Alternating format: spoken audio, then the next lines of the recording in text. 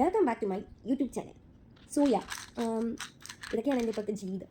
അതായത് ഞാനിന്ന് പറയാൻ പോകുന്നത് ആസ് എൻ ഇൻട്രോവേർട്ട്, സോറി ഇതാണ് അവസ്ഥ, ആസ് എൻ എക്സ്ട്രോവേർട്ട് ഞാനിപ്പോൾ കുറച്ച് ദിവസങ്ങളായിട്ട് ഞാൻ റിയലൈസ് ചെയ്തുകൊണ്ടിരിക്കുന്ന, അല്ലെങ്കിൽ ഞാൻ അനുഭവിച്ചുകൊണ്ടിരിക്കുന്ന പ്രശ്നങ്ങളെക്കുറിച്ചാണ്. വേറൊന്നുമല്ല, ഞാൻ വളരെ അധികം സംസാരിക്കാൻ ഇഷ്ടമുള്ള, എൻ്റെ ചുറ്റിലും ഒരുപാട് ആൾക്കാർ എപ്പോഴും ഉണ്ടാകുന്ന ഒരാളാണ്. എനിക്ക് ഒരുപാട് നല്ല ഫ്രണ്ട്സ് ഉണ്ട്. എനിക്ക് അവരെയൊക്കെ എൻ്റെ അടുത്തോട്ട് പെട്ടെന്ന് കണക്ട് ചെയ്യാൻ എനിക്ക് പറ്റാറുണ്ട്. ചിലപ്പോഴൊക്കെ എന്നെ എനിക്കത് നെഗറ്റീവായിട്ട് ബാധിക്കാറുണ്ട്, ചില സമയത്തൊക്കെ പോസിറ്റീവായിട്ട് നിൽക്കാറുണ്ട്. അതിനുള്ള ഉദാഹരണമാണ് ഇപ്പോൾ എൻ്റെ ചുറ്റിലുള്ള എൻ്റെ നല്ല മനുഷ്യർ എന്ന് ഞാൻ വിളിക്കുന്നവർ.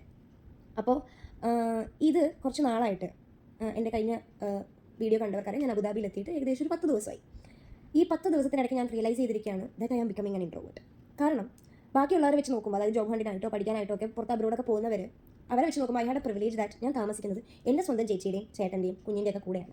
എനിക്കിവിടെ ഒന്നിനും ഒരു കുറവുമില്ല.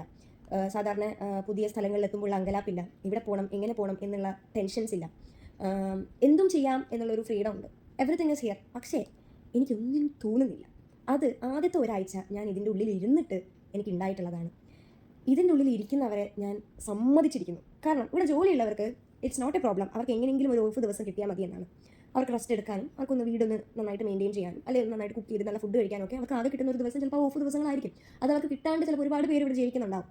പക്ഷേ ഇതിൻ്റെ ഉള്ളിൽ തന്നെ ജീവിക്കുന്നവരുണ്ടാവും. ഇതുപോലെ ഹസ്ബൻഡ് മാത്രം ജോലി ചെയ്യുന്നു, വൈഫ് വീട്ടിലിരിക്കുന്ന ആൾക്കാർ, ചില ദിവസങ്ങളിൽ മാത്രം പുറത്തു പോകാൻ ചാൻസ് കിട്ടുന്നവർ, ഇവരൊക്കെ എങ്ങനെയാണ് ഇതിൻ്റെ ഉള്ളിൽ കഴിഞ്ഞു കൂടുന്നതെന്ന് ഐ ഹാവ് നോ ഐഡിയ.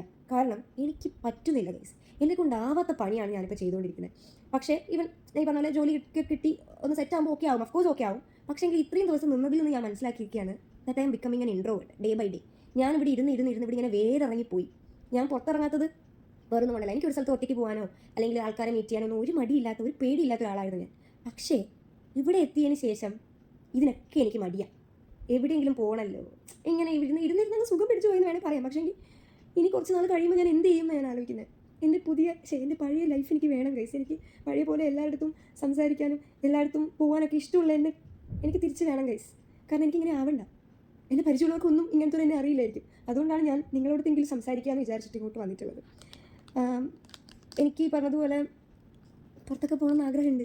ഇവിടെ ചേട്ടനും ചേച്ചിക്കൊക്കെ കിട്ടുന്ന ഓഫ് ദിവസങ്ങൾ ചിലപ്പോൾ വേറെ വേറെ ദിവസങ്ങളായിരിക്കും. ഡ്യൂട്ടി സമയങ്ങൾ വേറെ വേറെ സമയങ്ങളാണ്. അവർ വീട്ടിൽ ഒരുമിച്ചുണ്ടാകുന്ന സമയം വളരെ കുറവാണ്. അപ്പോൾ ഞാനിവിടെ ഇരുന്ന് വേരിറങ്ങിപ്പോയി ഗൈസ്, വേരിറങ്ങിപ്പോയി. അല്ലാണ്ട് ഇപ്പം എന്താ പറയുക.